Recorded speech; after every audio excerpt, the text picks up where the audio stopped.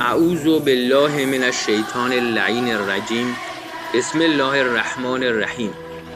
پیامبر اکرم صلی الله علیه و آله و سلم می‌فرمایند هر کس صبح کند در حالی که به امور مسلمانان اهتمام ندارد از آنان نیست و آن که صدای مردی را بشنود که صدا می‌زند ای مسلمانان و پاسخ ندهد مسلمان نیست.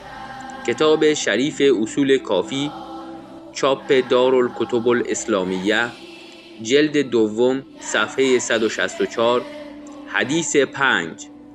با توجه به حدیث شریف بالا، اگر به کمک خواستنهای مکرر علامه اللهیاری پاسخ ندهیم خودتان بگویید مسلمانیم یا کافر.